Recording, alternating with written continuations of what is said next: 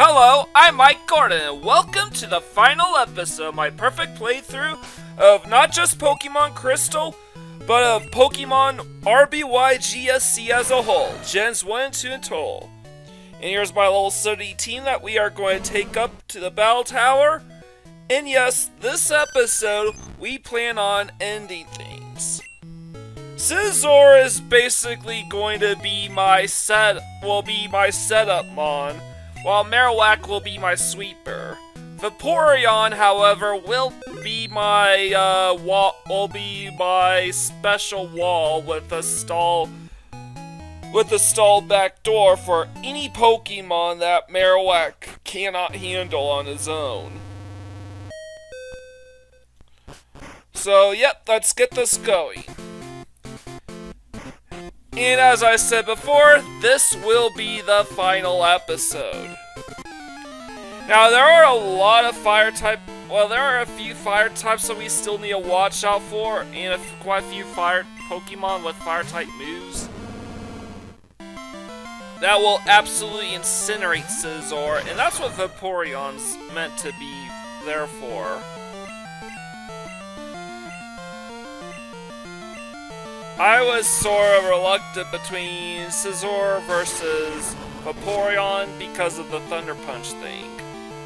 Ultimately, I decided to stick with Scizor here. Ursaring, I believe, is equipped with a scope lens. Oh, god damn it. Alright, I don't think I can buff Scizor up any further, so I'm gonna go bat and pass. Since Ursaring's spamming Thunder Punch because it's one of the few moves that deals neutral damage to Scizor. Ah, man. And Earthquake's the other one.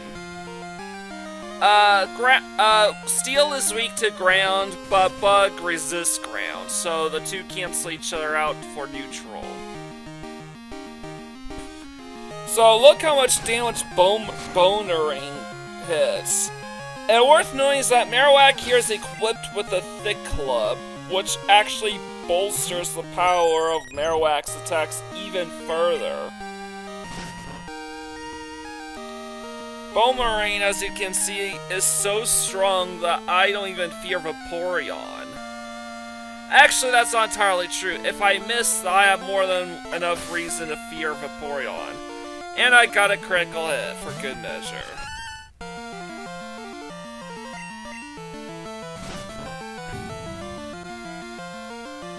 So yeah, I set up with Scizor, used Baton Pass, which actually passes all the stat buffs. It doesn't just force a switch on your own behalf, but it also passes all the stat buffs, meaning those sword stances and those agilities all get passed over to Marowak. It's an insanely good tool to use in competitive battles, and even in these battle facilities.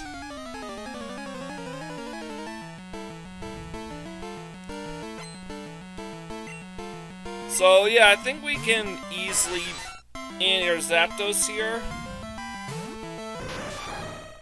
Scizor can still tank Zapdos pretty well. I just hope I don't get para-haxed before I use Baton Pass.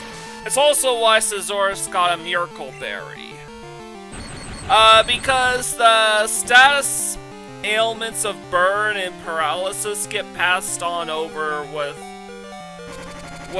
along with Baton Pass. So, okay, I definitely need to use Baton Pass now. It's a shame because Marowak's not fully set up, but I gotta do what I gotta do. Luckily, Marowak's immune to electric attacks, which means no Thunderbolt, no Thunder Wave. However, Zapdos does have Drill Peck, and because it's electric flying, I have to use Ancient Power, which doesn't one-shot. But that's okay, it can two-shot. And there's a Gold Berry in effect. But it's not gonna matter.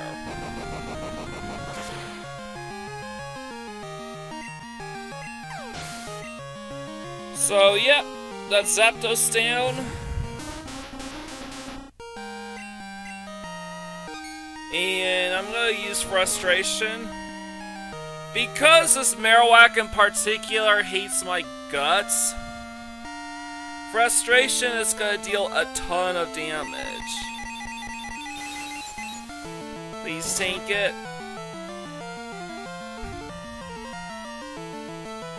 Good. And I'm gonna go Ancient Power because I'm hoping for the Universal Stat buff that Ancient Power may provide. Nope. Alright, so at this stage, I'm gonna need Gotta miss. I think Venusaur has... Well, I don't think it matters what Venusaur has because Bone Marine has a shot at missing regardless. So good. Without crits, I am able to hit two-shot Venusaur with Bone Marine.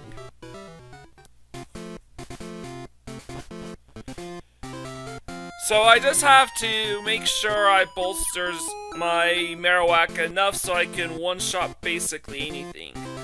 But if I run into a trainer who leads in with a fire type, I gotta switch in Vaporeon instead. Alright, Snorlax. That should, I think I could probably make do with why I was Scizor. Snorlax does not have the best defensive stats, so as long as Scizor can tank a few from Snorlax, I can set it with 2 Swords Dances and Agility. Bad Pass onto Marowak, and that's GG regardless of what Pokemon comes my way. Though,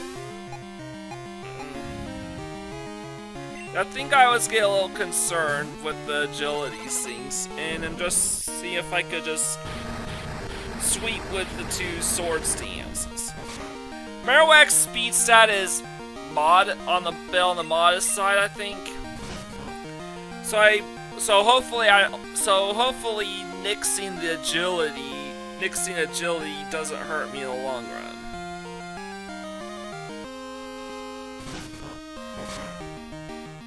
So with all that health and a modest and a mediocre defense and gargantuan health, Bone Marine's still 2 shots. But that's fine because if it's 2 shots, that's technically a 1-turn kill. And I think that was like a light screen or a reflect or something. I forgot. It doesn't matter. Because Marowak's gonna rip that Mr. Mon to shreds. Alright, it's a Charizard, so hopefully... Now, if he were a lead-in with, say, a Charizard, I would definitely swap in Vaporeon in order to deal with them. And this is definitely where lack of agility would hurt me. But Charizard's quad weak to Rock type, and Charizard's not physically bulky. He's the very definition of a mixed sweeper who can't handle rock types for shit.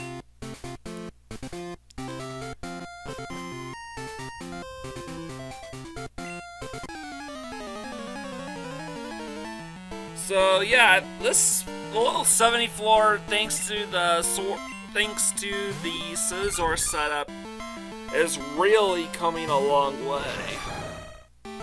In hindsight, I probably should have used a Sword Stance button pass team setup on virtually every floor. So why didn't I? I don't know. I was just looking up what I would consider to be fast team setups that could get through these floors super quickly. And after careful consideration, it turns out the guy was just speeding up the footage a little bit, and that's why those battles seemingly went by super quickly. So yes, this is going to be a super long video. I'm going to use Battle Pass because Scizor can no longer take any damage.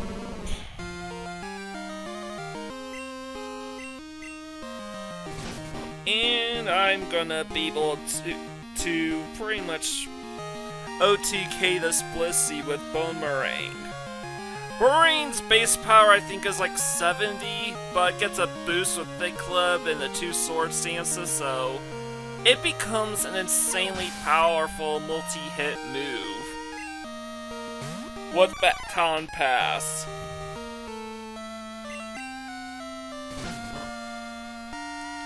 Like, if you're absolutely not certain that Stab 150 power Earthquake can one-shot, Boomerang can do the job just fine.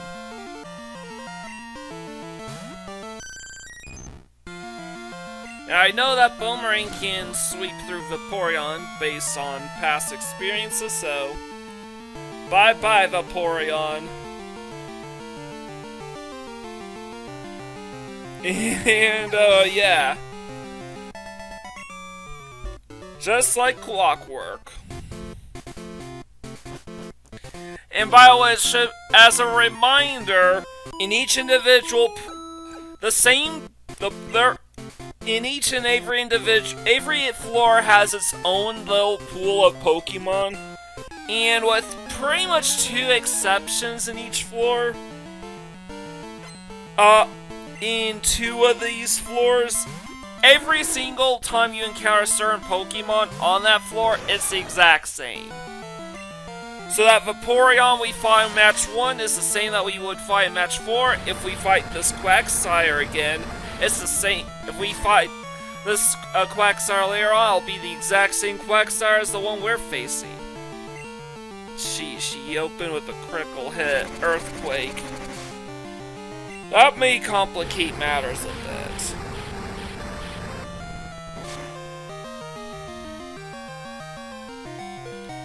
So I got a Battle Pass right now.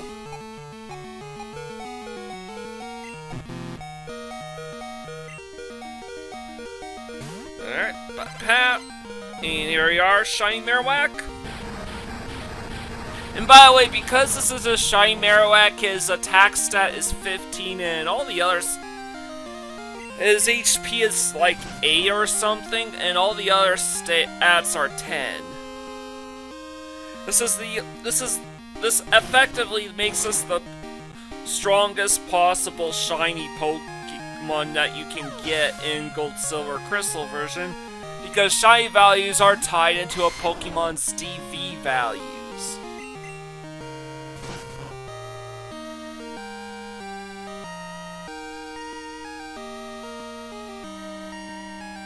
And this is the same Venusaur we fought a while back, so obviously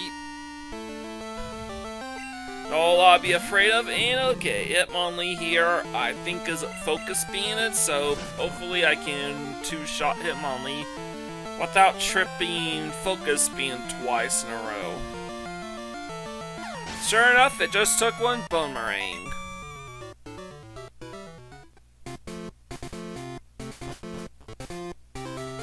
So, when will I use a move? So, obviously a move like Frustration will work on a Pokemon like Executor, because Executor resists ground and rock type moves.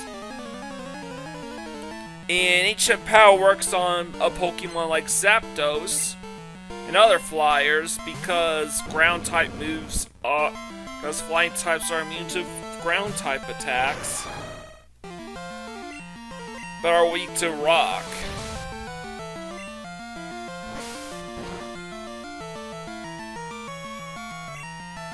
So I definitely know I can set up safely against this Ursaring, which is what I'm doing with Thunder Punch, Sword Stance, and Agility.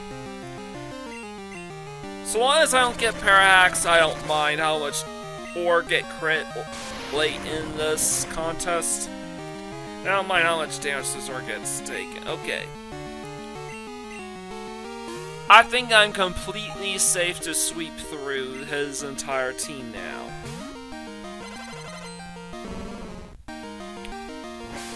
So yeah, every Ursaring we fight on level 70 is the exact same Ursaring.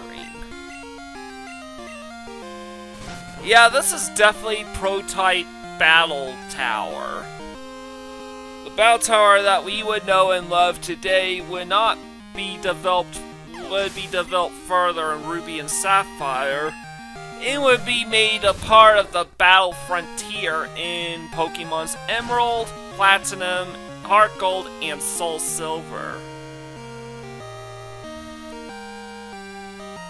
It would act as a similar-esque battle facility in Diamond and Pearl as well.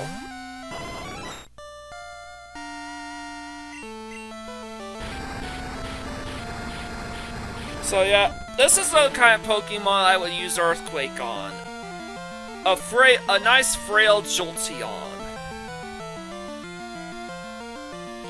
That's weak to ground type. That's already weak to ground type moves. I would probably also use that against, say, Houndoom if we ran into one.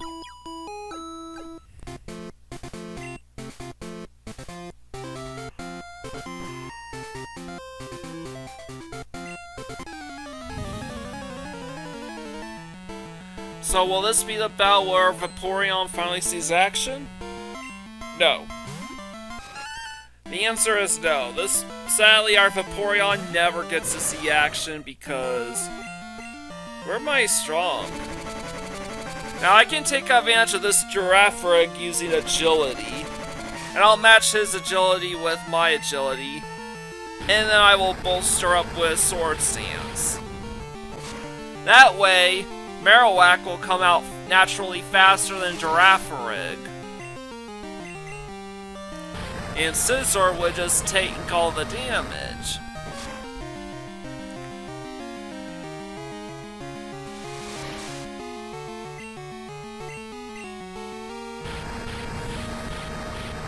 See, like clockwork. That way our Marowak can literally handle everything at full health.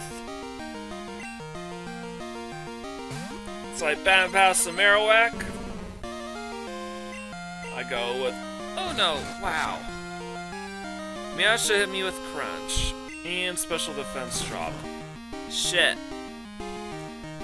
Hopefully I'll run into any fast special attackers that can hit Marowak's weakness to water and grass. Right here's Gyarados. But Marowak's faster, and I hit with Ancient Power. But should hit for twice damage plus Sword Stance, plus the double Sword Stance.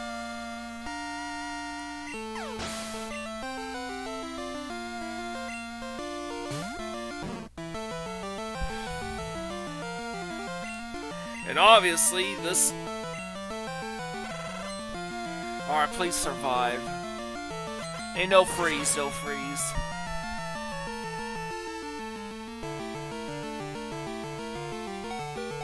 Alright. By the skin of our teeth. Bone Meringue.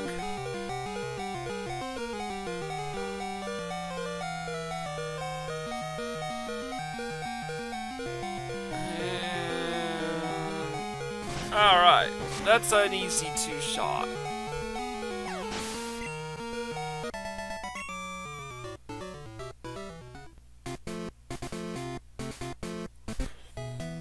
And that's it for level 70.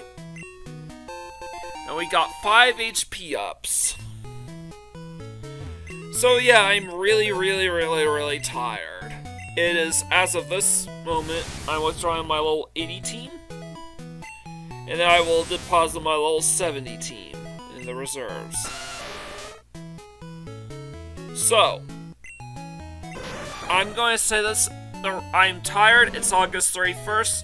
I said I would aim to accomplish everything these games had to offer by Labor Day. As of recording this, it's August 31st. And I decided I have big plans for September's 1st and 2nd for as far as certification is concerned. So I want to get everything out there in one fell swoop. Right here, right now. me step this way. So, oh yeah, I forgot to show off what my team is. Well, Alakazam is pretty much just a glass cannon special sweeper. Honestly, I don't really like his moveset all that much. And he really, especially since he has no means of bolstering his special stats.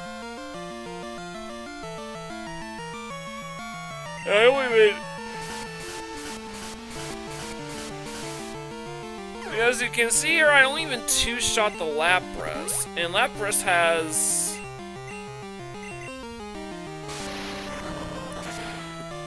And Lapras can hit like a truck and is holding leftovers.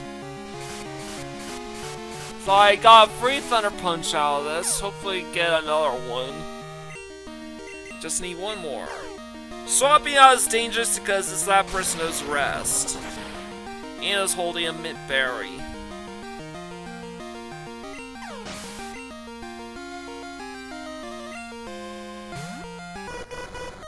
And there's Mantine, so I should be able to hit for quad weakness.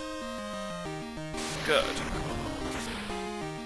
So I might as well just keep Alakazam out there through all these battles and just deal with the serves, deal with the confusion hacks. Hopefully I snap out confusion on my next turn.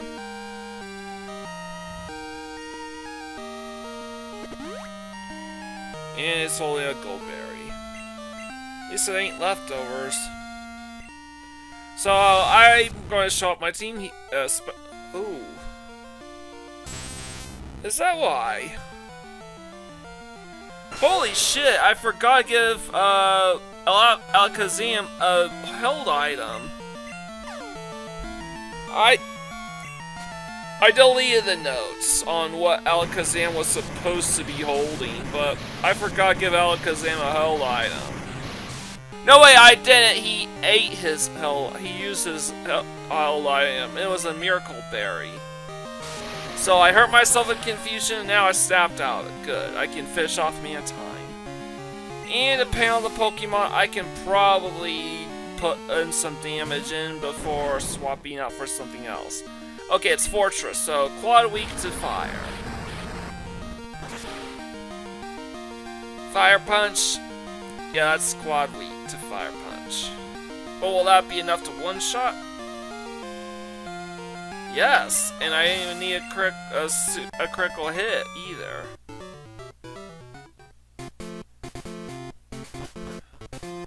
So I want to talk about the item Scope Lens. It is actually commonly believed that Scope Lens actually first made its debut in Gen 3. And I, for one, never even heard of Scope Lens until Pokemon Emerald with the Battle Frontier. That was my introduction to the item. What it does is it bolsters the Pokemon's critical hit rate for all of their attacks. However, Scope Lens actually debuted in Generation 2 with Gold, Silver, and Crystal versions. However, the only way you can actually obtain a Scope Lens is through Mystery Gift. And sadly enough, Mystery Gift, you can only activate Mystery Gift on an actual Game Boy Color. Game Boy Advance, Game Boy Advance SP does not have the little infrared bars. That would make Mystery Gift impossible. It might be possible on Virtual Console, but there are other issues as to why a perfect playthrough on the Virtual Console releases would be impossible, even with the built-in GS Ball event.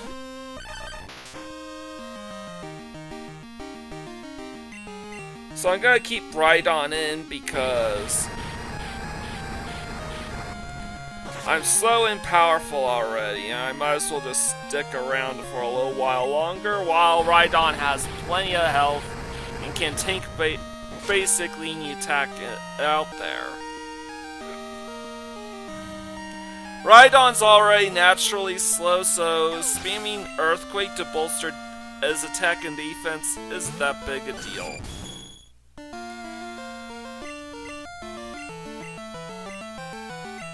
However, I need to make a swap for Rhydon for Tentacruel. The reason being is because Rhydon's attacks are not... None of his attacks deal super effective damage. Only fire and electric type attacks, in the case of Skarmory, deal super effective damage. Quite a few attacks deal neutral, like that used to be super effective, like Rock. And flying types make Skarmory completely immune to ground types.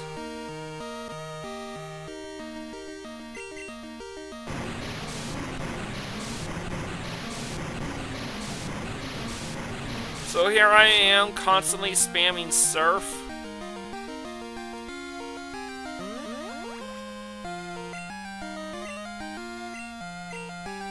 And because he's using Fly now, I'm gonna swap out for Rhydon.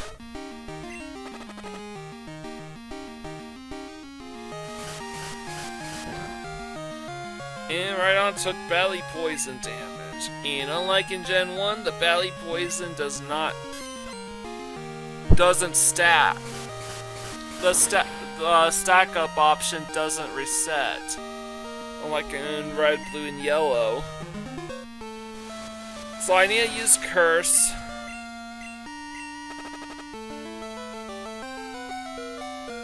Also, I'm not really counting on Rhydon surviving.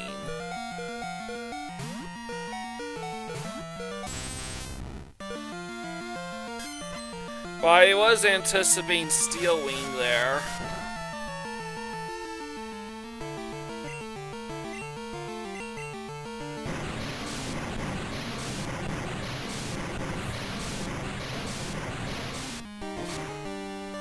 And honestly, I do think that's kind of the issue. Because most of Gen 2's battle mechanics revolve around stalling out your opponent for as long as possible. It literally led to future generations abandoning the old DV values in favor of EVs, where you can only accumulate a grand total of 510 EVs, and can only fully max out 2 stats. 2 out of your 6 stats, regardless of EVs. I think that was highly needed because we needed to...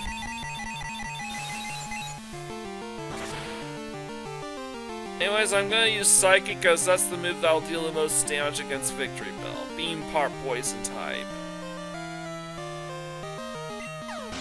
And I was able to get the kill.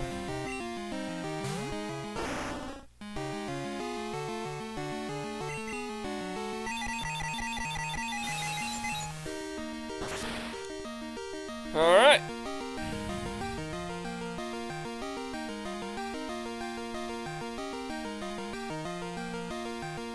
Alright, super effective.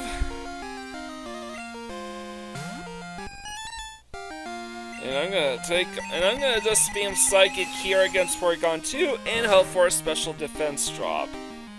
Porygon 2 is a bulky pain in the ass to deal with anyways.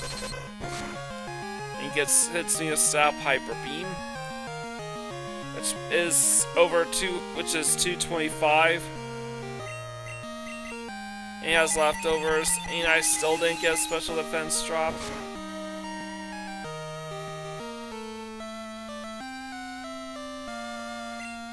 Alright, I think I can 3-shot Porygon 2. So I'm staying in.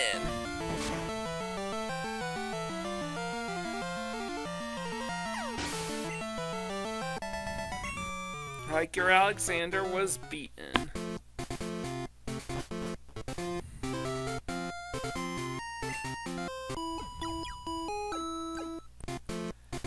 And there we are, we've got I keep closing my eyes to yawn, so I have no idea what battle number I'm at.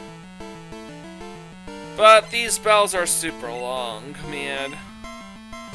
Level 70 was a breath of fresh air, to say the least.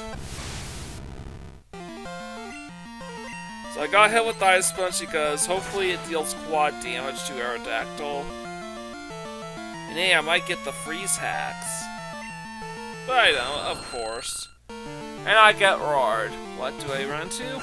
Right on. Maybe not the worst choice in the world, but I gotta hit this thing with Icy Wind, just so I can outspeed Aerodactyl. Huh, Aerodactyl isn't only a mint berry. And I got the speed drop. Oh wait, never mind, he does have.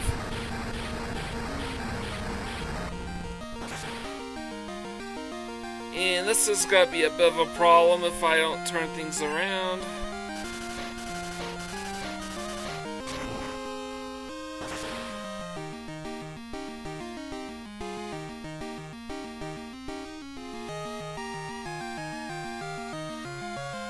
Alright, and I took him out. Tauros, this would be kind of interesting to say the least.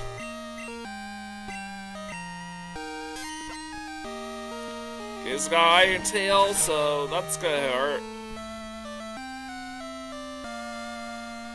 Wow. And that wasn't even critical hit damage, that was super effective.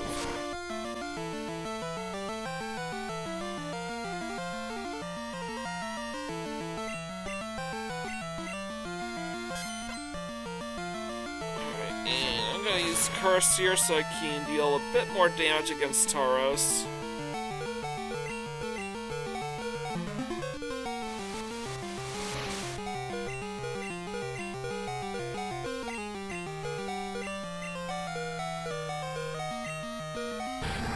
And man, I'm right on a severely locked out.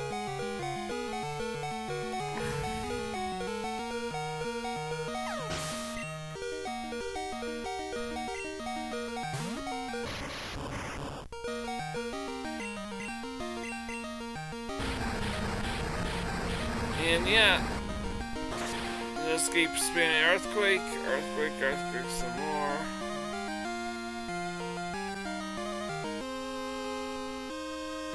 And with Earthquake for stab, super effective damage. I'm so freaking tired. But you know what? I am excited because this is going to, as I said before, this will be the final episode of Pokemon, of my 77th perfect playthrough. Not just of Crystal, of all the Pokemon games I played. I spent this whole summer playing.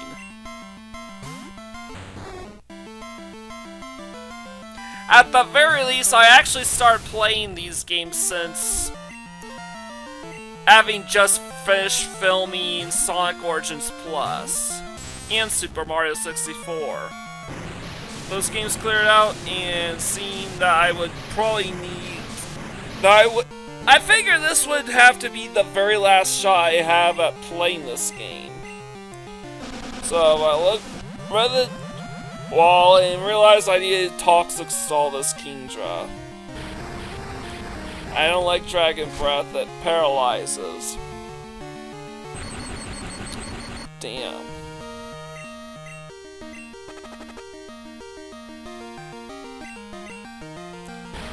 I'm gonna have to just spam Sludge Bomb and hope I don't see Tentacruel anymore.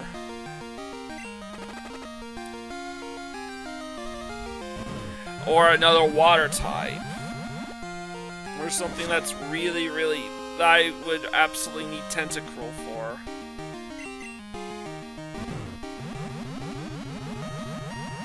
And I guess Tentacruel here has to be equipped with a Quick Claw.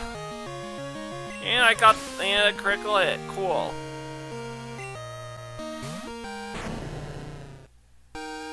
So, I will need you Rhydon.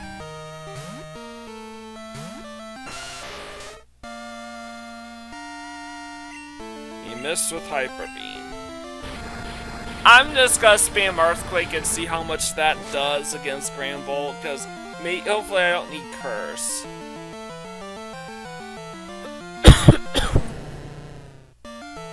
And there was another reason for that, and I did not want to put up with Roar. Go Curse and then get roared. So I'm gonna hit with Stab Psychic now. Going from Stab Earthquake from a physical powerhouse, from Stab Psychic from a special sweeper.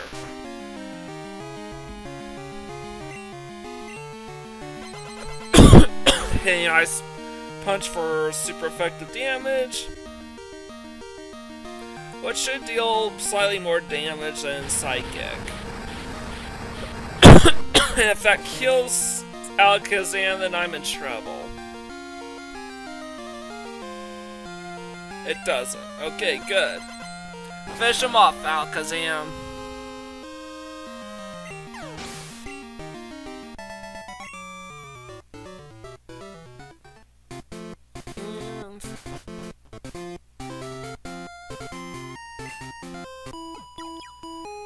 There you go.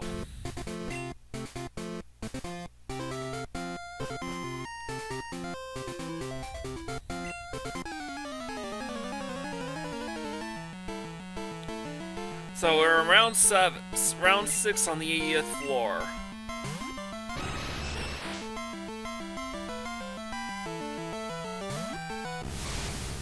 So now I'm gonna Thunder Punch Moltres and hope I land a Parahax.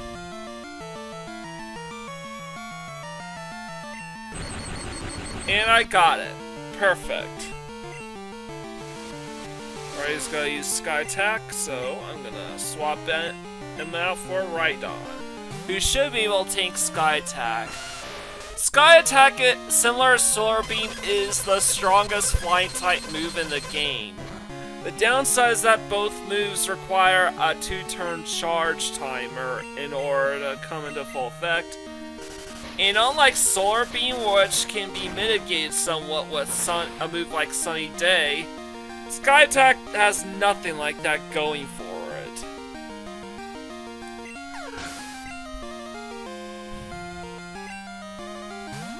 So Skarmory again.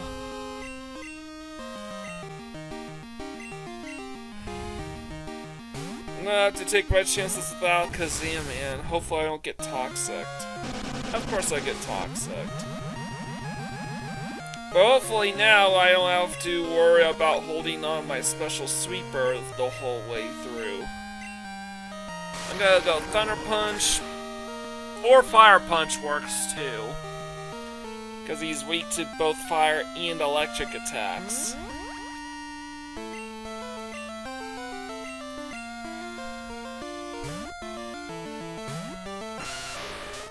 I'm just gonna keep on swapping to evade the more powerful flying type moves. And of course he hits with Toxic. Hopefully Rock Slide fishes him off though.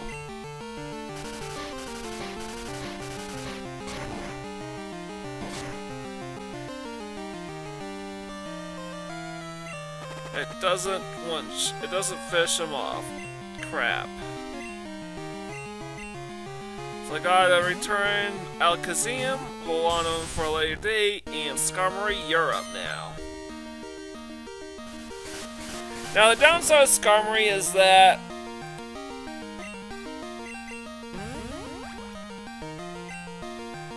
come on, Skarmory has a Quick Claw equipped, which is why he sometimes outspeeds me when he shouldn't. Skarmory is physical and bulky. That's his MO. He's not fast. Like, not the least bit fast.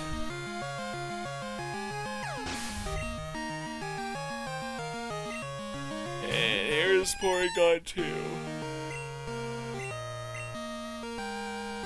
And hopefully our Alakazam will finish him off with a couple Psychics. Yeah. No crit, no crit, no crit, no crit, no crit, no crit. Okay, and no drop, and no special defense drop either. That's all good.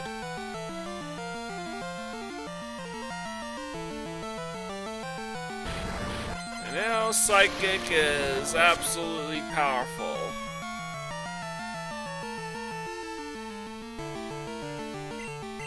And here we are with Alakazam and Psychic.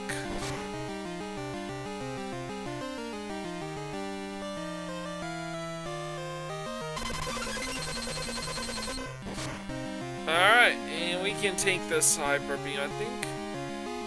Never mind. But we dealt enough damage, so I think we're fine.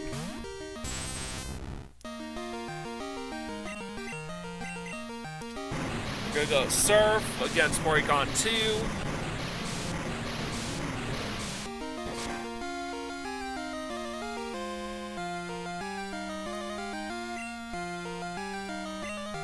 And one more Surf since Porygon 2's on Recharge.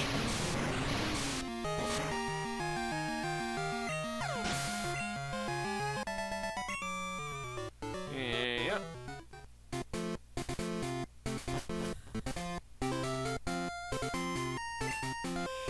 We gotta be close to the end with level 80. Alright, it's the last battle. Good.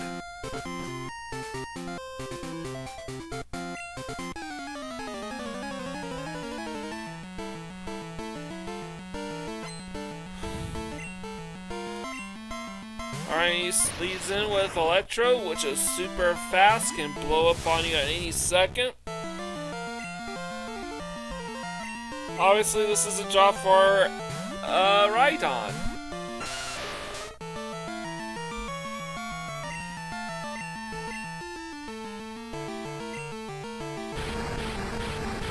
So yeah, I'm just gonna keep spamming Earthquake until I inevitably beat this guy.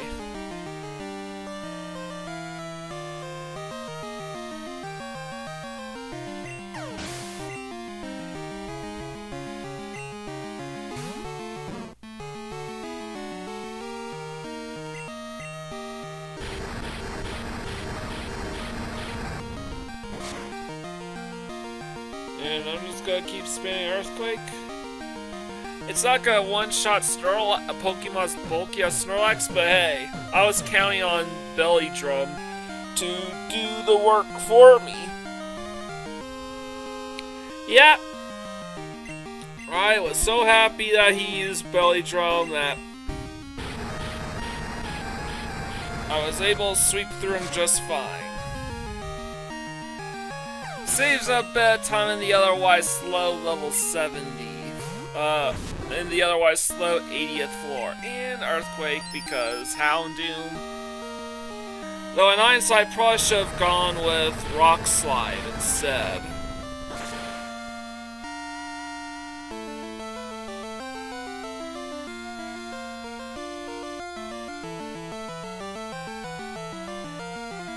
And it doesn't matter though, because I was able to finish him off in one hit.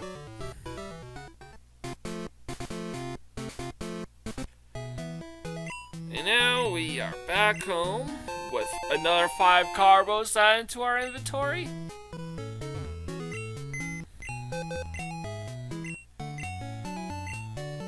And I'm gonna withdraw our level 90 team, which is Miltank, Steelix, and Starmie. And this is such a weird team. This is such a weirdly constructed team.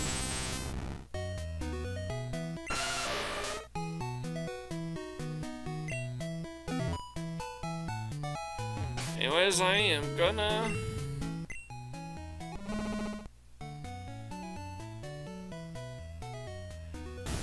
Oh yeah, this is my team, and basically what Miltank is supposed to be is a nerfer, Steelix is a physical powerhouse, and Starmie is my special sweeper this time around. Basically, the reason for why Miltank leads ahead of Steelix and Starmie, though, it's literally because the 90th floor is just chock full of Sunny Day teams. And that's a problem because Sunny D bolsters the power flying type moves, it reduces the power water type moves like Surf, and oh yeah, it grants Solar Beam 0 recharge.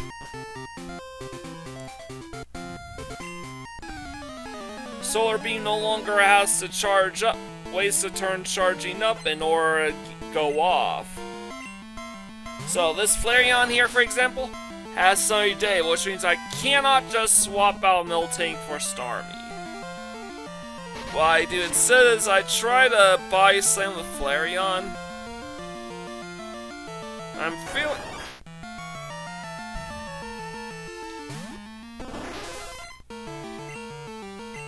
And then I just have to go for the best with Surf, hope it finishes the job.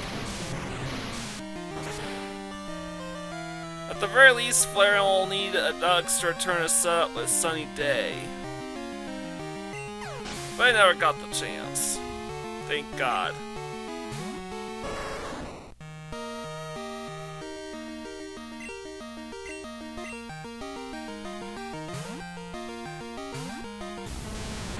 And yeah, I'm just gonna go swap in Steel. And somehow this trainer also knows exactly what move to use. And is able to predict my every move as a result, which sucks. Absolutely. And the only reason why I'm having Steelix endure is so I could Toxic spam this Tauros. But of course, Toxic doesn't hit the first time. I mean, why would it?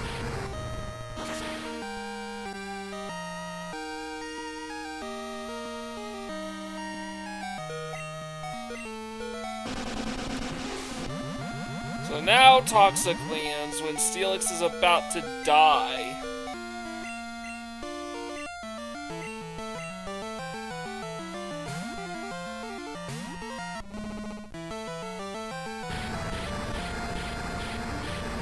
And I'm just gonna spam Earthquake here, with Miltank under center. And I'm just gonna wait until Toxic Poison takes its toll. In the meantime, I'm just gonna spam Growl so Miltank doesn't take so much abuse. Unfortunately, Tauros also knows Attract! Like, why teach a male Pokemon like Tauros Attract?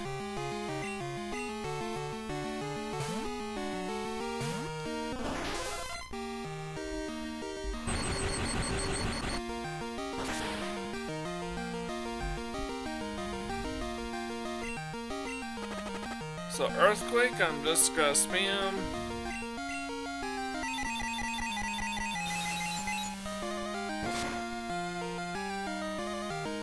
Alright, and...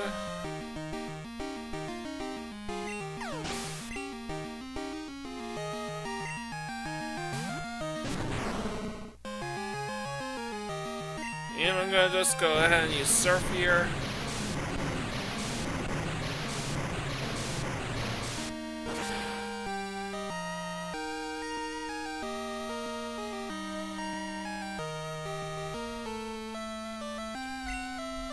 And I'm gonna take a crunch and hope for the best. I don't think Starmie will be able to survive this though, because crunch... Oh, he will. But I have to go for the kill.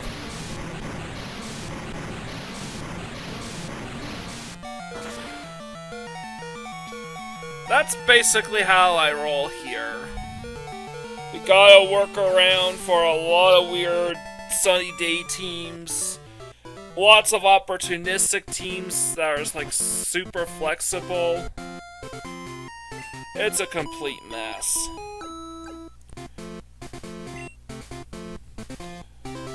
So... yeah, I don't really have a whole lot to say right now because it's just...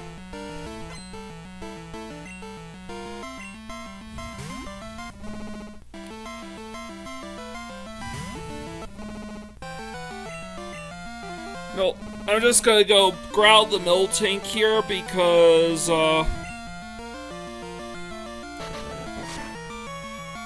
Miltank knows Earthquake. And of course Body Slam, and that can be problematic. And I got the Parahacks. That's what I was gunning with. And of course, okay, that was leftovers. This is good because Miltank is decently fast. However, I don't have any safe switch outs. Oh, come on! Fucking critical hits.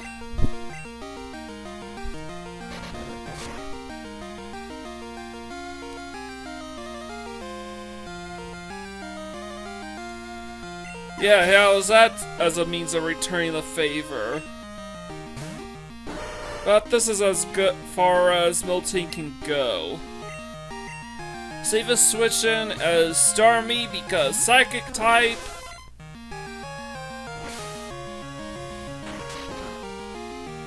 Cross Chop, which is the ultimate fighting type move. And the opponent seems to always land it. I think its base accuracy's 80.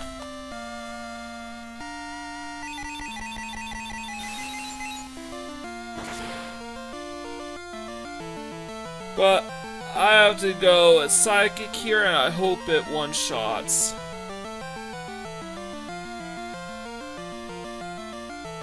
Oh, critical hit. Okay, good.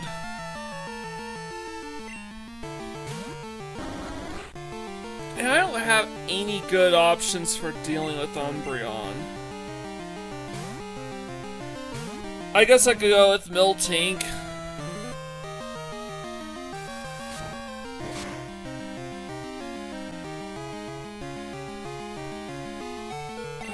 What's with these critical hits? I'm gonna try to go for. Anyways, I'm going for the Parahacks.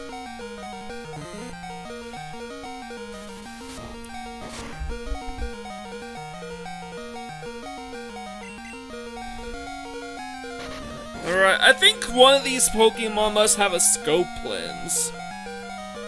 Again, that's an item that you can only get in Gold, Silver, Crystal version via Mystery Gift. And you're not guaranteed to get it either. So, Umbreon is bulky as hell, so I'm gonna go Toxic Umbreon.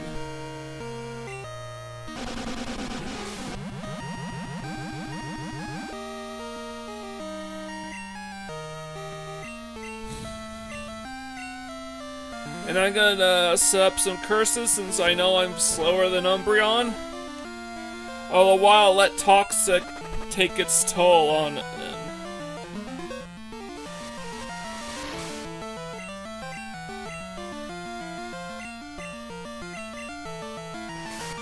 And this is why I didn't like...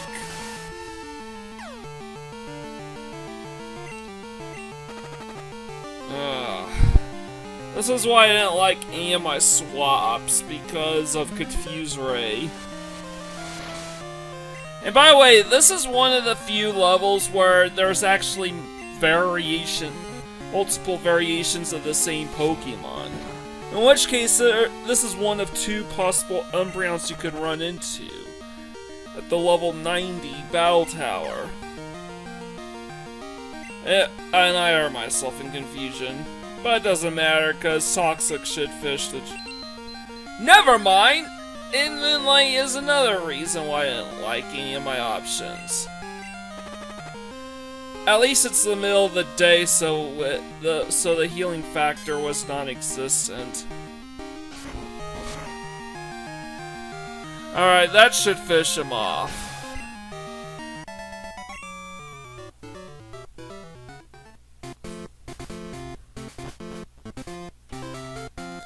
Probably could have done just as well with Earthquake, in hindsight. Iron Tail's 120 base power, but 70 accuracy.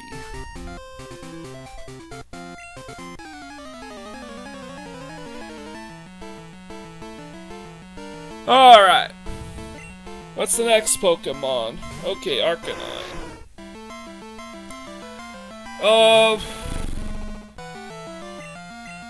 I want to get some growls in order to mitigate his physical attacks. I think it's just extreme speed. but also because of Sunny Day. I don't have any... Steelix is not faster than Arcanine, and is gonna get one-shot by Sunny Day, Fire Blast, or Flamethrower. And Starmie gets completely mitigated by Sunny Day because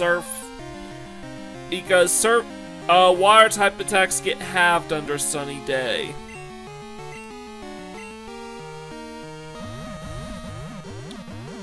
So all I can really do is tank Arcanine's attacks as best I can.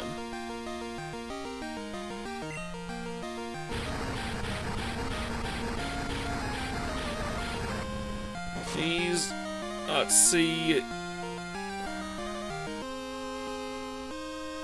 All I can do is stall this Arcanine until the sun dissipates. And hopefully it dissipates soon.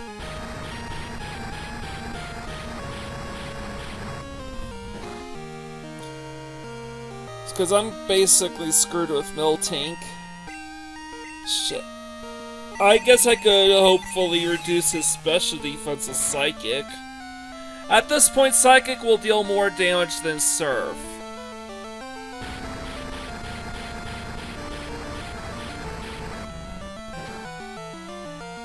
And Flamethrower is just beating the shit out of me. But Sunny Day's expired, so Surf should be able to finish the job.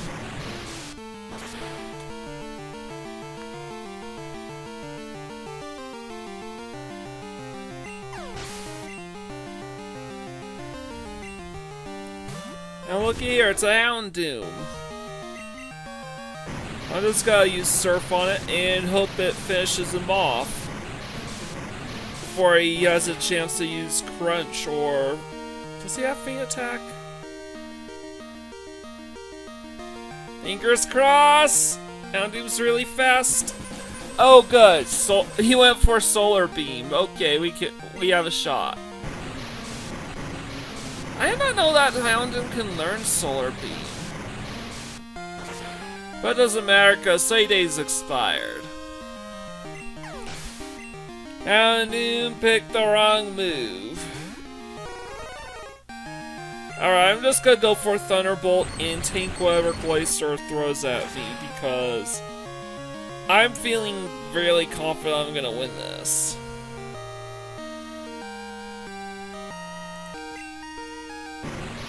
Yeah, I'm gonna win this.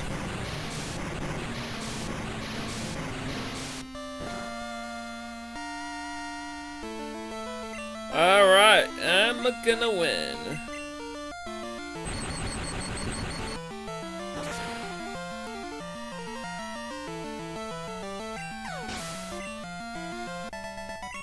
Alright. I had to estimate when Sunny Day would expire before making the switch to Starmie, because I think Sunny Day can last anywhere from 2 to 5 turns.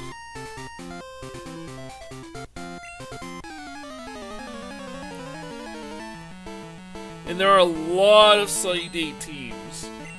A lot of Pokemon packing Sunny Day actually go well together. Alright. Blissey is literally the worst possible choice I can run into. And this Blissey literally knows Fire Blast, Thunder, and Blizzard, as well as Soft Boiled.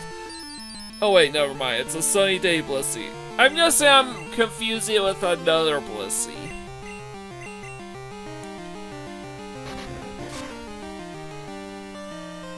But regardless, it knows Fire Blast. That much I do know. And Soft Boiled. And no Solar Beam. So I have no safe party swaps at all.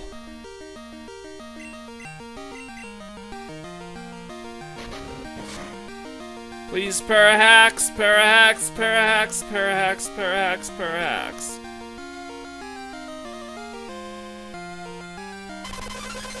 Okay, at least he didn't use Soft Boiled.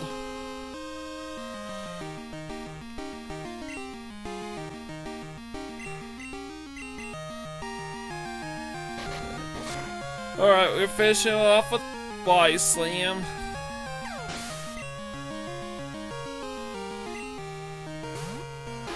And Lapras can tank pretty much all. It will take 3 Thunderbolts to defeat Lapras, so no safe swap-ins. And he knows Thunderbolt, so Starmie doesn't exactly have the type advantage here. But Miltank is quite the bulky tank. Milk Drink is a really darn good recovery move. Go Surf.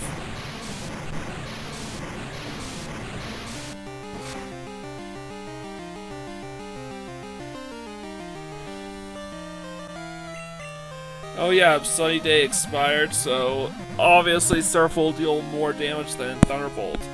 I'm just gonna keep tapping Milk Drink until I can get another hit in.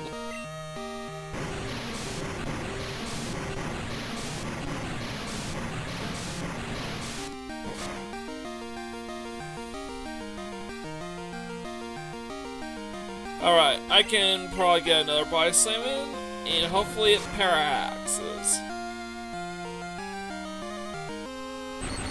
Good! Now I have a shot. I'm gonna swap out Miltank for Starmie. Another para-hacks, good. Ooh, let's see. Alright. I think I can make do with Muck. I didn't know that Pokemon trainers at the Battle Tower can swap Pokemon. That's never happened to me. Anyways, I'm gonna swap Starmie out for Steelix. To tank the Sludge Bomb, and I'm gonna hit this thing hard with Earthquake. Afterwards, I can probably just stay in and deal as much damage to the Lapras as possible.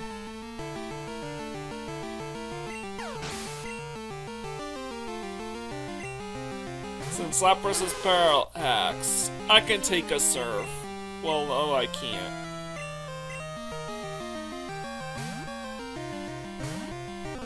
Oh, never mind, I guess I'm just gonna go for the kill. Alright, whatever. This battle was going on a little faster. Is going on a little slow anyway, so I guess I just wanted to get this over and done with. Go on, tank it. Tank it. Yes. With just over half health. So, probably in range. So, good thing it wasn't a crit.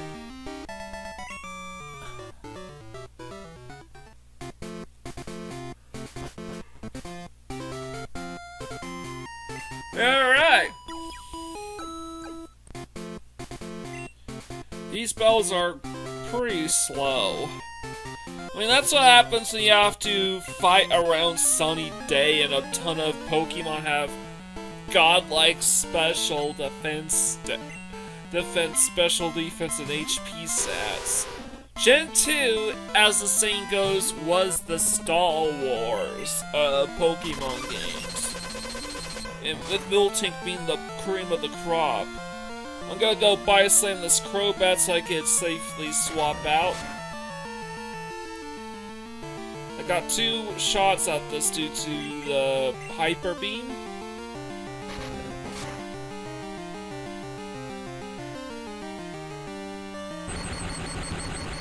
Got the para-hacks. And he heals that up with, oh, it was a gold berry, never mind. Gonna swap that out for Starmie, and please para-hacks. Good. Got hit with Stab Psychic now. For 3 times damage to this Crobat. Should be enough to finish him off.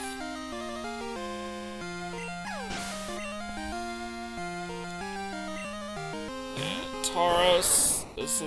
Tauros here is definitely the definition of a mean fucker. So I'm gonna go Psychic and hope for a special defense drop.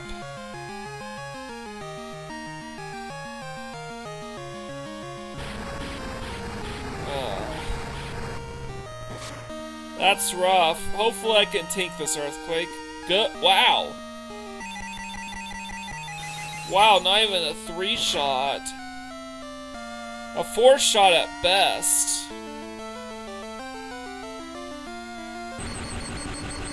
Oh, he had Thunderbolt the whole time. That's why I didn't think it was safe to switch out. Well, you know what? I'll return the favor and finish you off for good. Alright, Tyranitar. I don't have any safe swap out, so... Wow, it's faster than Starmie, you jeez. That's not good. I did not know Tyranitar was faster than Starmie. No, it's just the fucking...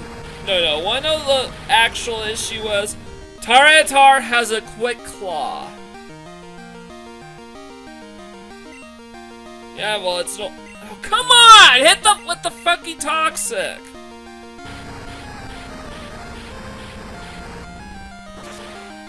Land the fucking Toxic, you fucker. It'll be a 4-shot if you don't... Good. I need to deal as much damage as possible, because this could be a 4-shot otherwise. So, Tyranitar is faster than Steelix. That isn't as surprising.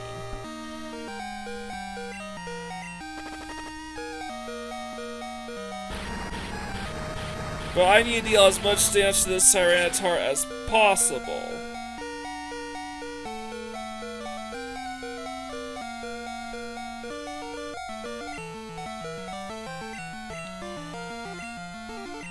I'm gonna swap out for Miltank so I could deal as much toxic damage as possible.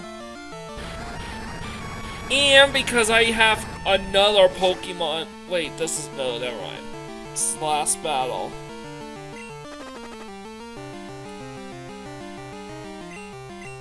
So I need to growl this Tyranitar because he's hitting like a truck. Miltank is... Wow, is Miltank the fastest Pokemon on my team? I would not have thought that. Alright, and I'm gonna just fish him... Quick Body Slam to fish him off.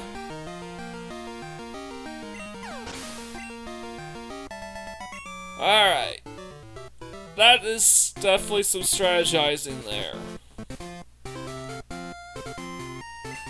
So how many more battles is left? Alright, 2 more. And then we can move on to the 100th floor. The top floor.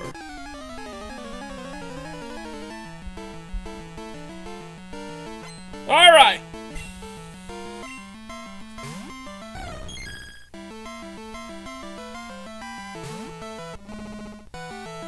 So I need to Body Slam this Espeon because it had no sunny day. Because of course they all know sunny day.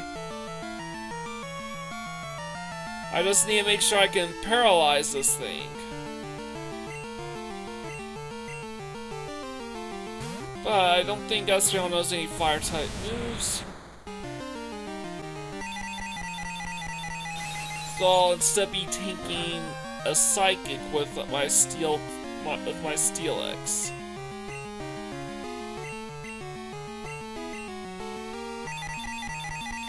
I gotta hit this thing with Toxic because he's quite bulky.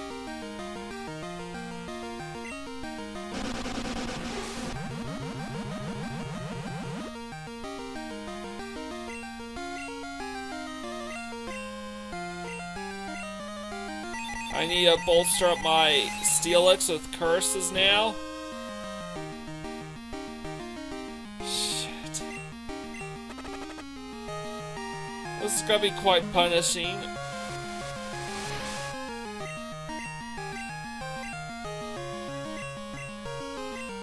But I'm doing this because I need to use up all the sunny day terms. I need the sunlight to fade.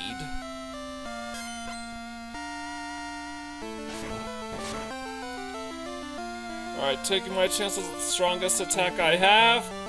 And I hit with steps, Iron Tail.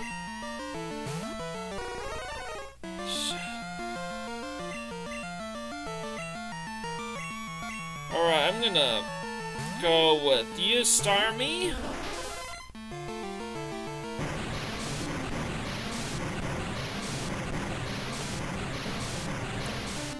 I fought this Cloyster in the past. It doesn't know anything that can hurt my Starmie.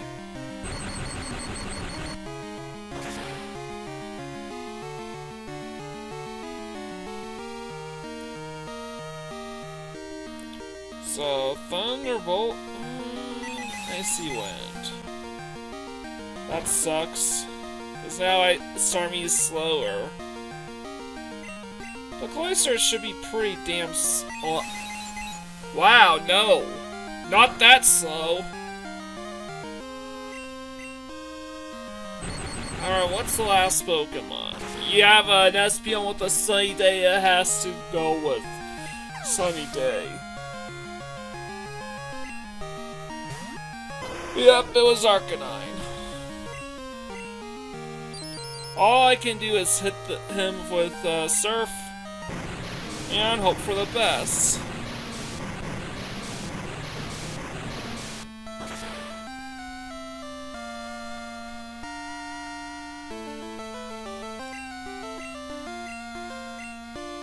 Alright, hopefully Starmie can tank a Flamethrower with Sunny Day active. Because after all, Starmie should resist fire types. Yes, just one. And hopefully I can hit this thing with Psychic for...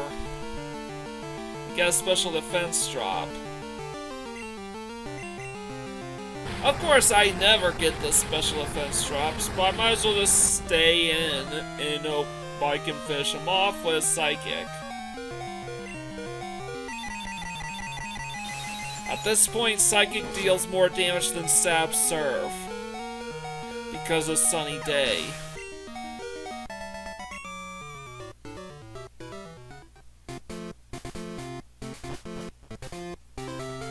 Alright, and...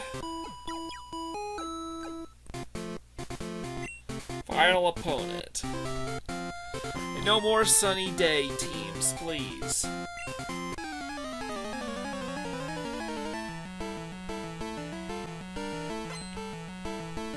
Breather Hill.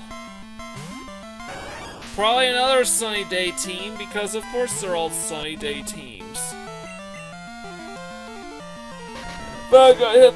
But Flareon is slow, so I'm gonna try to hit it with Bisame and paralyze it. Good.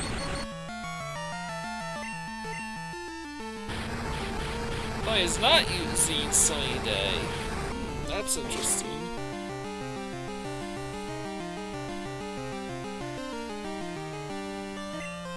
Alright, I'm gonna swap out Miltank for Starmie now.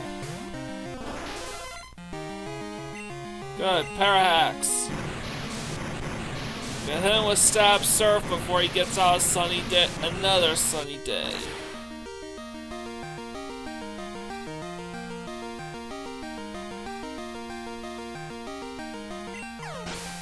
Alright. Finish him off.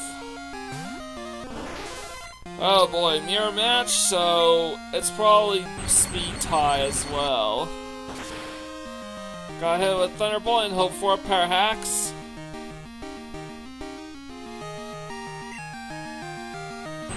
Ah boy. He'll be dealing damage to me for about half as well. Yeah. And he has a leftovers.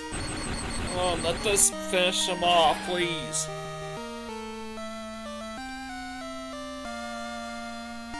Good! At least it was still a two-shot. And Muck. Alright. We're ending things off on a high note here. Gotta use Psychic to deal as much damage to Muck as possible before Muck potentially wrecks me. Alright.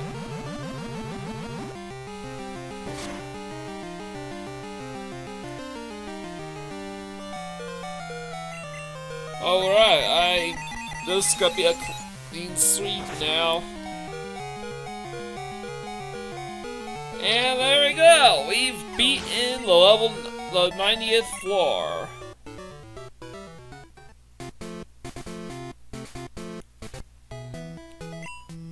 For that, we have gotten 5 calciums, which we no longer need. So what I'm gonna do is now swap in my level 100 team. And note that these are not the same starters at level 100, but were bred up. Because they all know egg moves. But I do think it is about as fitting a way to end my perfect playthrough of Pokemon Crystal than my 3 starter Pokemon. So Feraligatr will be lean out and it's gonna be my mixed attacker, though mainly on the physical side. Meganium will be using the same moveset used at level 40, and Typhlosion is gonna be my mixed sweeper. And Revenge Killer. So yeah, Meganium has the same exact setup as he had at level 40, because that's what Meganium's good for. And Feraligatr will simply be leading in every battle from here on.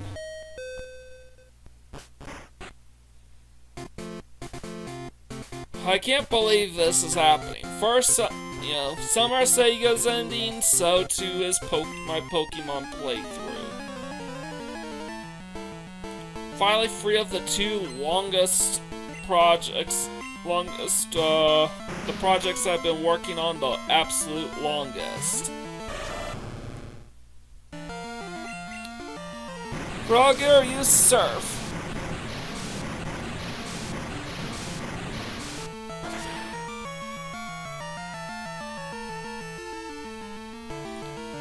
That is an easy first turn move. Faster than Golem, and is all but guaranteed a one-shot. Thanks to 6 times damage. Alright, Scizor, this is very easy. I'll swap out Feraligatr here for my Typhlosion. Whatever amount of damage okay, he is toxic. But I've got a Miracle Berry. Just gonna hit with Flamethrower. That would also be 6 times damage to Scizor, which is all but guaranteed a one-shot.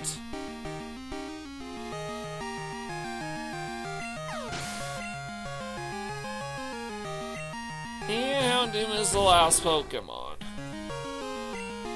I know Earthquake, so I'm gonna stay in.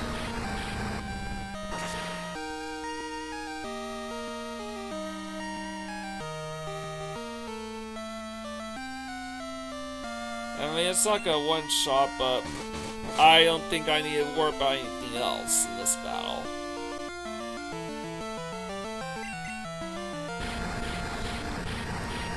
The only extra turn needed in this run, by bar none.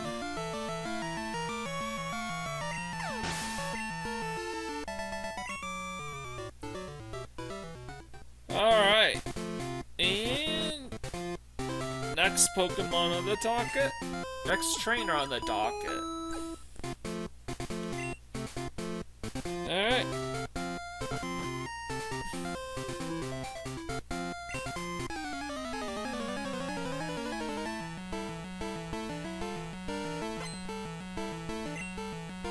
Burrito Hill, send out Charizard.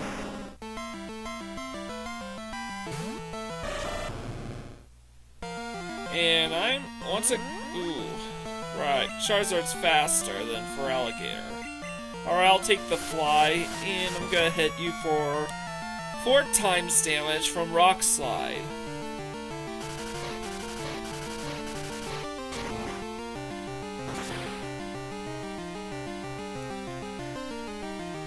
Alright, and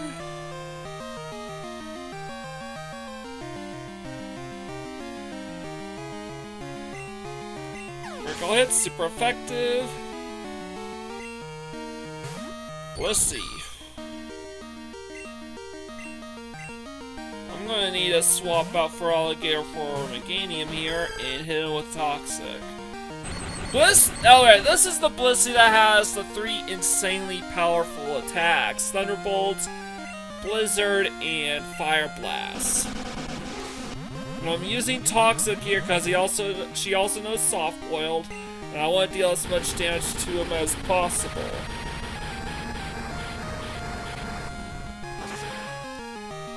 I'm gonna tank this attack. No burn, good. And I'm gonna recover leftovers, and so will Blissey. Alright, Meganium, I'm gonna have to use Protect. Do waste another Fire Blast.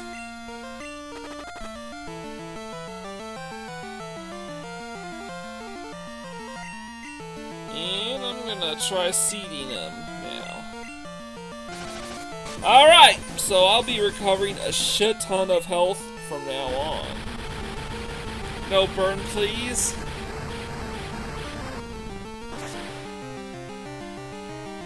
That's 3 turns, 3 Fire Blasts. And down to my last, not even third. Almost a fourth. But I will regenerate off of Leech Seed, and that will be worth a ton of health. Look how much that was. Plus leftovers. So I'm gonna just outstall Blissey with Protect.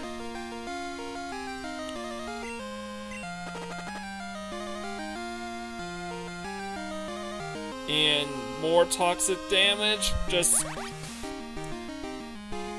sucking her up dry, and I regenerate far more health now, almost back to full. And I'm gonna swap back to Feraligatr here. Make her waste her last Fire Blast. Oh, never mind, she decided to go with Soft Boil instead. I figure that was also a decent possibility, since Blissey's in danger of going down to a single to Toxic Seed, which is as deadly a combination as it ever has been.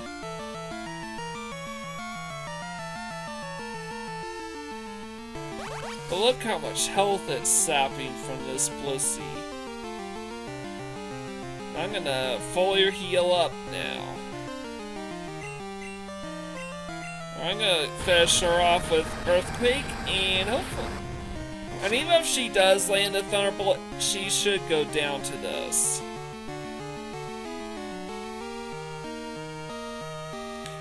To Toxic.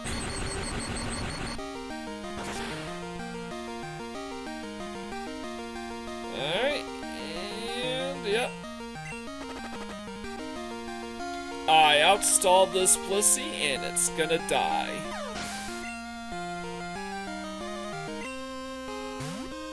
And I'm gonna keep Feraligatr in, even though I'm pretty certain he's gonna die.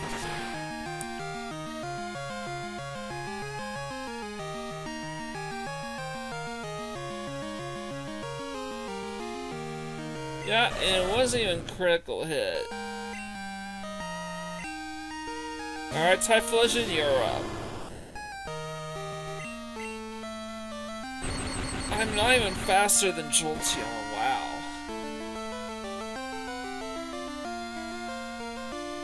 But I can at least withstand a Parahacks. And I'm also fairly confident I can probably two-shot this Jolteon.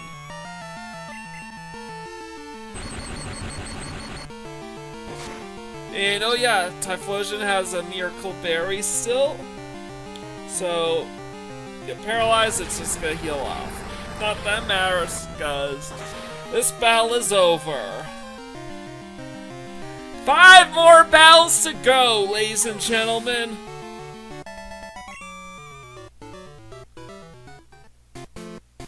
5 more battles. What is that for? Yeah, I was right the first time. 5 more battles. That previous spell just went forever.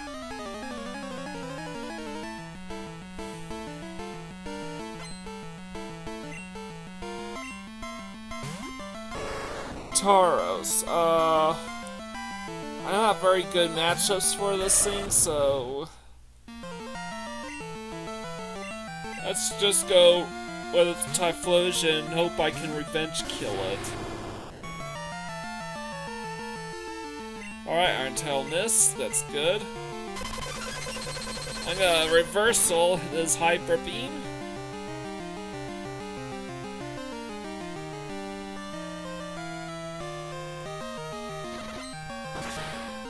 Alright. And it doesn't do anything. Alright, I got use Earthquake here and hope he decides to use Hyper Beam again. Yes, he does! Which means Typhlosion's gonna revenge kill this thing.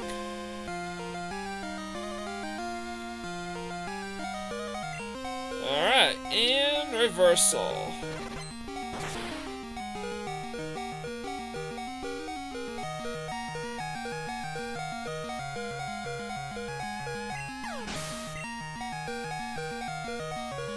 Alright. Can I outspeed this Pulse Line and go for a Flamethrower? Typhlosion's dead anyway, so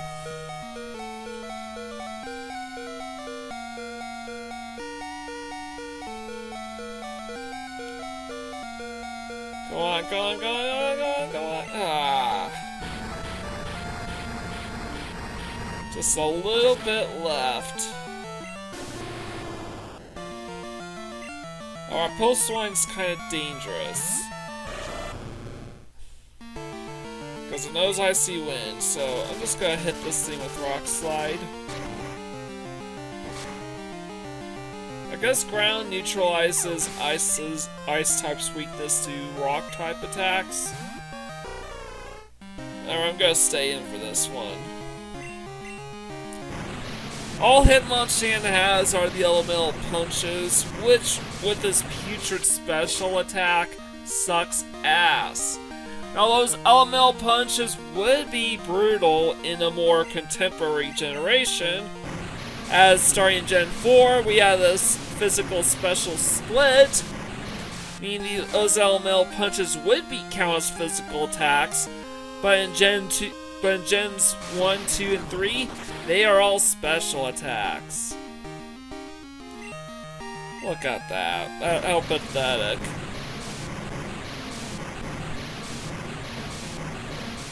Alright, finish him off with another Surf.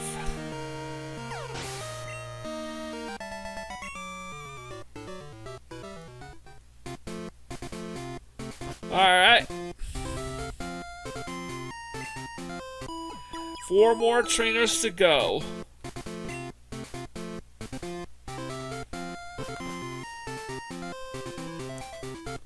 I'm not fooling around.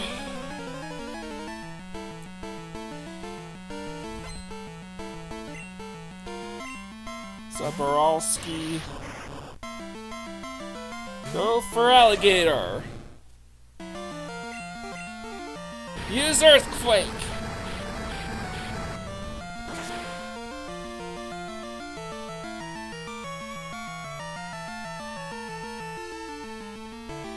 And we are, ooh, not even a one-shot. That's gonna sting. Shit. I gotta stay in. Electrodo's Explosion.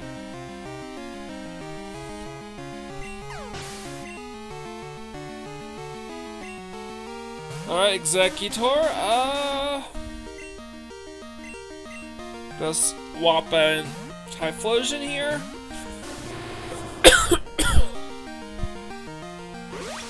Those Giga Drain. And even though Giga Drain has 5 AP, but its base power is 60, so not that impressive. But Executor still has a decent toolkit, I think, and is bulky enough to tank what? Wow, what's going on here? Wow, only tank 1 flamethrower. And I don't care about toxic.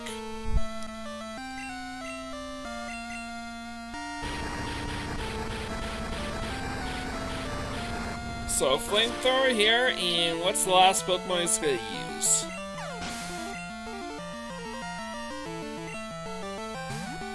Hero. Alright, I'm just gonna stay in and battle this thing. My Feraligator's paralyzed. So it's better to deal as much damage to this bird as possible before Typhlosion goes down. We go Flamethrower and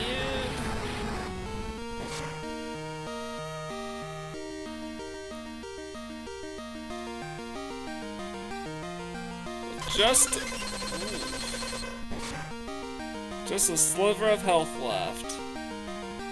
Oh, come on, Typhlosion, you can tank this. Good, you tanked it! Finish him off!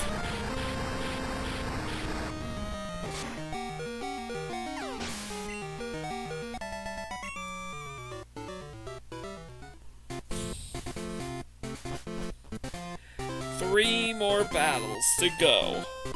3 more battles to go, and we will be officially be done with the battle tower.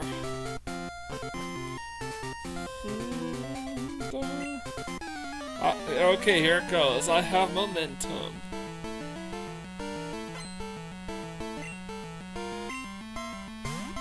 Alright, another goal. That's terrific. So that means I can one-shot, since I know I can one-shot this golem based on the first battle, I can do the same here.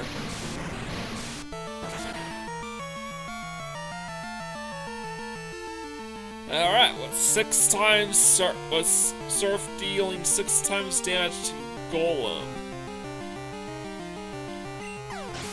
Alright.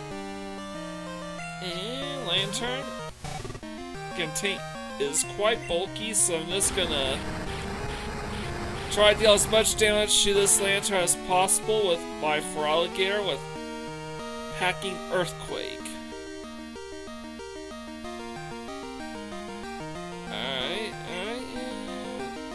Okay, Zapcan missed. Good. Shit. Lantern's holding a Quick Claw.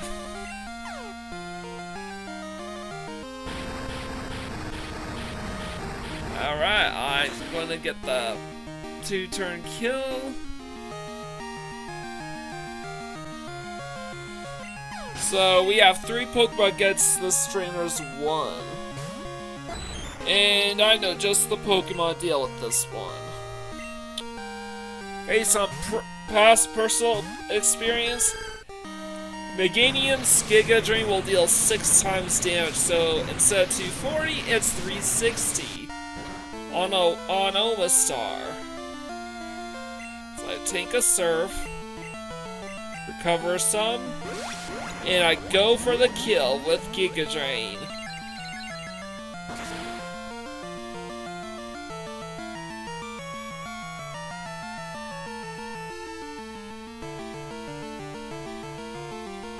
Good, because it's been a while since Meganium saw any action, and the first time as a pure fighter.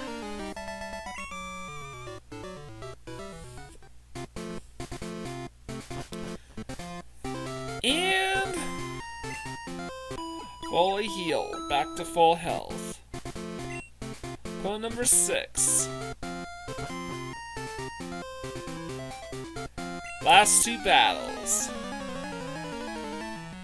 Alright! Youngster, right? We never went into a Tajiri. So I'm gonna swap out for Alligator here for Typhlosion. Wait, never mind, I'm gonna just stay in. I guess I'm just gonna stay in when you Surf. Wonder what the deal was with that. Oh yeah, I did not want to deal with Toxic.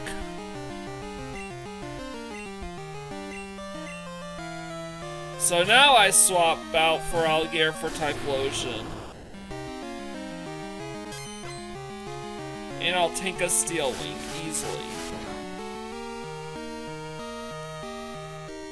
And now I'm gonna go for the 6 times 1 damage.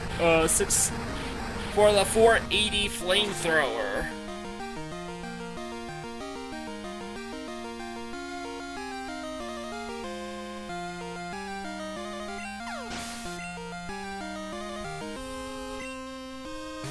Mischievous? Ooh. That's gonna be rough. I know it's Perish Song, Mean Look, and Pain Split. So, I have no other choice but to stay in with Typhlosion. Luckily, no Destiny Bond. But I absolutely need to get the kill in with Typhlosion is Flamethrower. Otherwise, he'll just hit me with Pain Split. Or Shadow Ball. Wow, I'm surprised he didn't use Pain Split. Because I reckon that would have done way more damage than Shadow Ball. Oh, come on! Focus Band Mischievous, of course. So what should have been a 2 or 3 hit kill is now a 4-turn kill.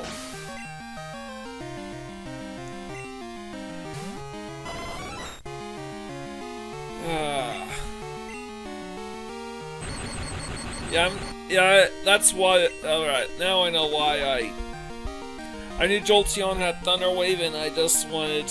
Oh! Bright Powder! Fuck! Jolteon's holding fucking Bright Powder. God. And a critical hit! Come on!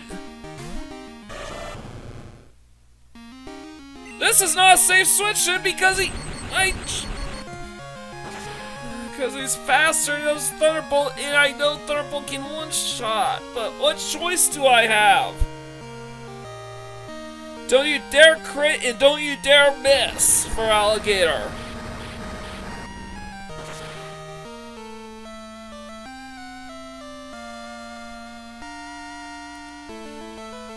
Come on, pull out the miracle. Shit.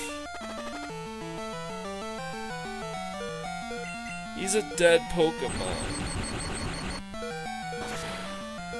Alright, he's nearly dead, so I could maybe go for Toxic Stall. Or take my chance on base 60 Giga Drain. Alright, looks like I decided to just go for it. Last Pokemon standing. With just 1 health remaining. Hopefully, Meganium should be able to take an Iron Tail.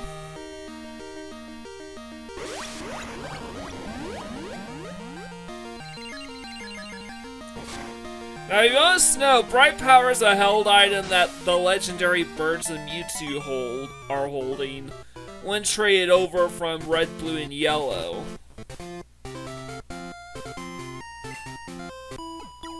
And it actually reduces the your opponent's accuracy automatically.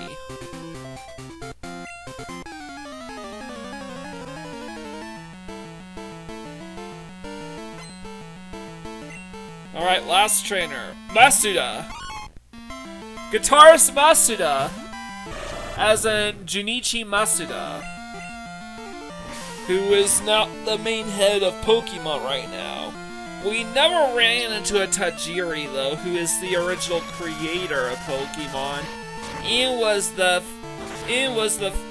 head honcho of the first 2 generations. So I gotta start with Rock Slide, because that should deal quite a bit of damage, but man, I can't believe that Sneasel's taking that.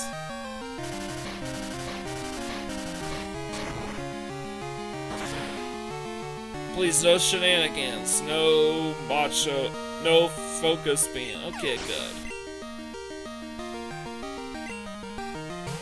Tauros, I remember doing really well with my Typhlosion last time.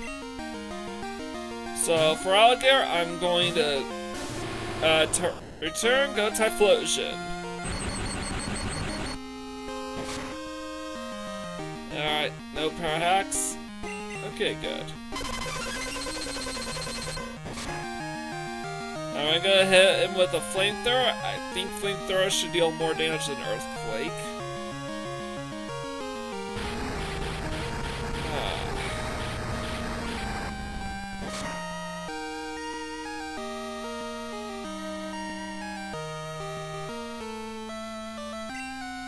I got him with Revenge now.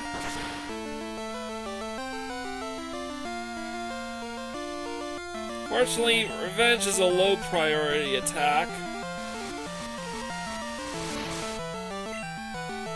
You're Hyper Beam, good! Good, good.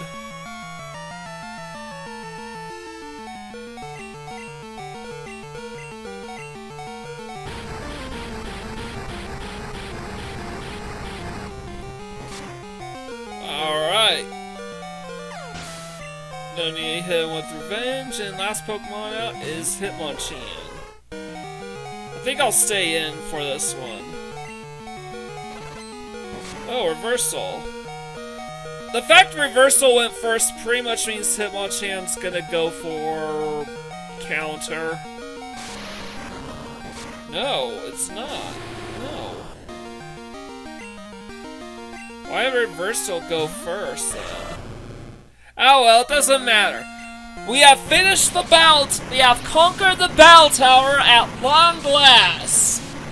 Our final task in our perfect playthrough of Pokemon Crystal has finally been fulfilled.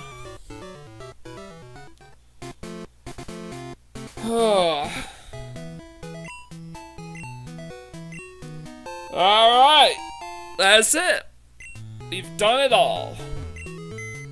But we still have about 13 minutes left, so what gives? Well, I still want to show off a few things left, just to show that there's no more, loose ends. As I said, traditionally the only ways you can achieve a true perfect playthrough is by having access to an event Celebi for the GS Ball event somehow. And you also need Pokemon Stadiums 1 and 2. And for that reason, the console versions of the first 2 generations is not doable. And neither are the future generations. Anyways, these are all the new parties that I set up for this final episode. And here's my party, and here's all my Pokemon in Dex order. So while I'm scrolling through my my complete living decks, just to prove that I have them all, I will just put in my 2 cents here. The reason why I chose to emulate Pokemon isn't just because these 2 generations of Pokemon isn't just because I can't emulate my Game Boy or my 3DS games, and I got these games on Virtual Console. It's that perfect playthrough of the first 2 generations is virtually impossible. You need all 6 games, you need the GS Ball event to unlock Celebi, and you need Pokemon Stadiums 1 and 2 in order to get all the items and all the remaining missing pieces. Even complete furniture for your bed for customizing your bedroom. So the closest you can get for a true perfect playthrough of the first two generations is original Game Boy games, hooking up to Pokemon Stadiums 1 2, and hopefully your save batteries are good to go all around. Not to mention you also need to... save batteries for the first two generations actually die very quickly due to the built-in in-game time based due to the in-game clock and day-night cycles are all stored onto the save battery itself, which puts a massive drain on the save batteries. Anyways, that's all 251 Pokemon, all present and accounted for. But also, all the remaining furniture requires Pokemon Stadiums 1 and 2, and requires Mystery Gift, which can only be achieved if you play them on original Game Boy hardware. Now, if you were to just play the games on Virtual Console, this would be your perfect playthrough right here, as far as your ornaments. As far as customizing your bedroom is concerned. Because, unfortunately, you cannot get any more of these items, more of these decorations in the base game. You have to perform Mystery Gift to collect them all. So, yeah. That's unfortunate. And something worth knowing is, even though I'm emulating this, you still can't do Mystery Gift. And I'm gonna show why that is. Basically, what you're supposed to do is, Game Boy Colors have that little red infrared bars on the top of the screens, and you're supposed to hook up the two Game Boy Colors by putting them right next to each other in order to exchange gifts. You can only perform this feature once a day, though. Though you can reset the clock so you could do more mystery gifts. But I struggled mightily to work the mystery gifts, so I just decided, instead, screw it. Scope Lens is completely locked from us, but I might as well just use PK Hex to hack all the decorations. And I mean all of them.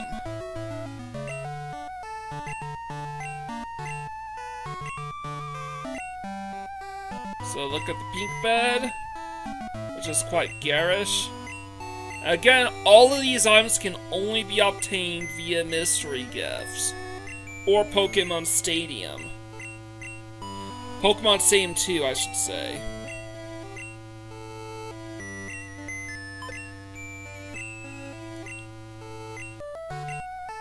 So, red carpet right here.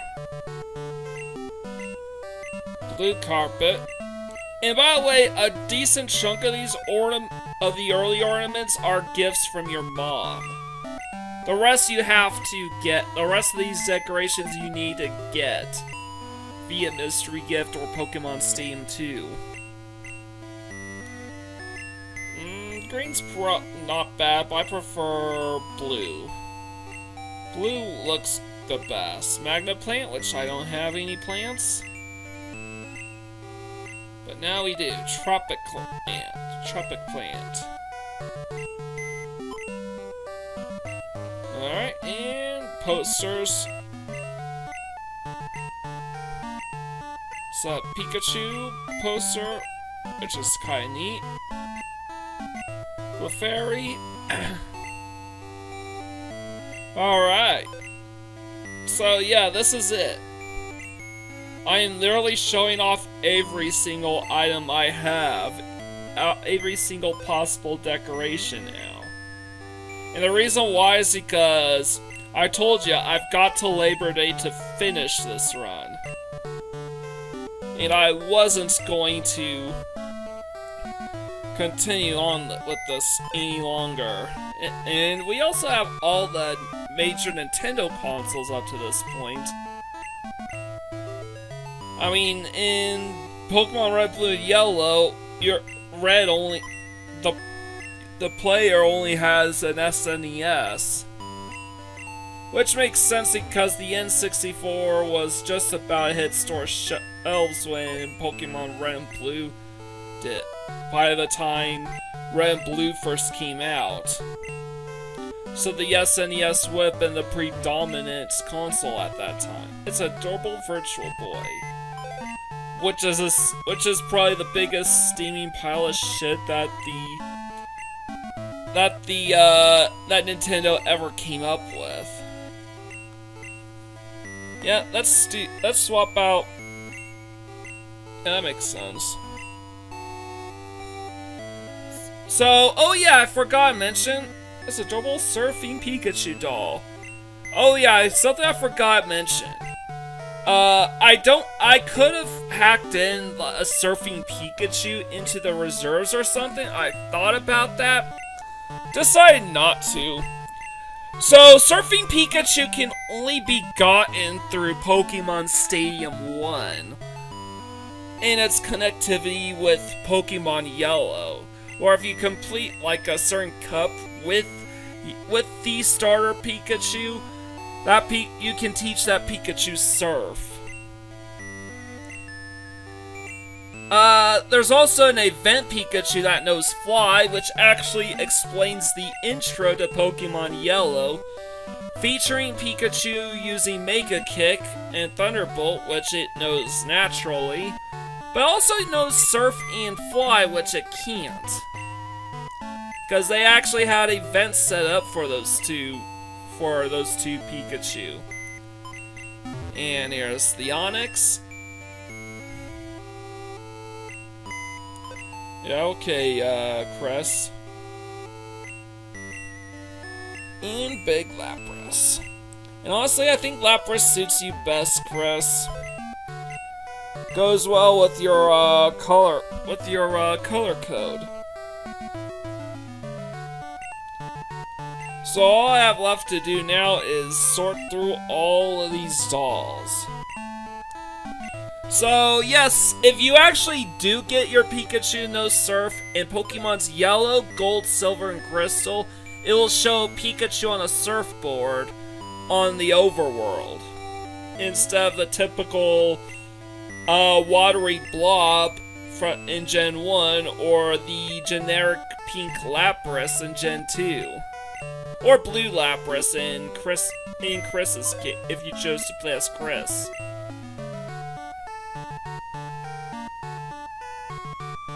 However, in Red and Blue, it'll still just be a blue blob because Surfing Pikachu wasn't a thing when Red and Blue first came out. So, yeah.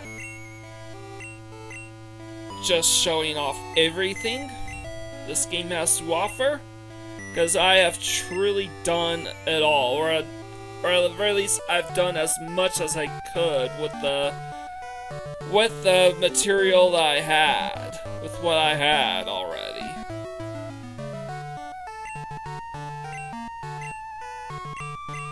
So yeah.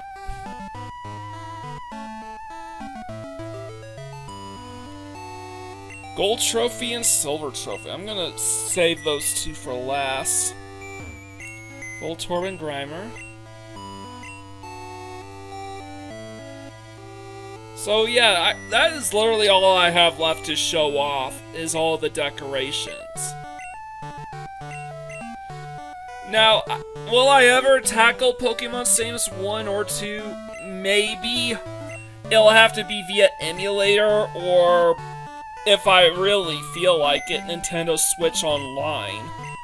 Honestly, I would like to play the trading card game, take on the Pokemon trading card game on Game Boy Color, as well as Pokemon Snap. These are games that are basically on my to-do list as far as perfect playthroughs go.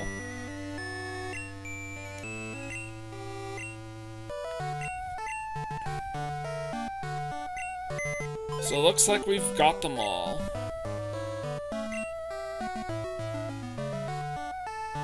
Alright, the last pieces of decorations left to show off are the gold and silver trophies. Alright, and as well Centicool. I guess these are just all the generic party sprites, and party and overworld sprites, and gold, silver, and crystal. Alright, gold trophy and silver trophy are last ones left, which is what you get for... And you get those in Pokemon Stadiums 1 and 2 for sure. But yeah, it's an adorable silver trophy and an adorable gold trophy. But yep, I have done it all.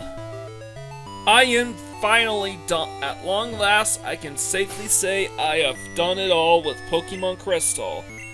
From me to you, leave a like, comment, share, and subscribe to my channel. I greatly appreciate it. For the final time today, this is Mike Gordon, sign out.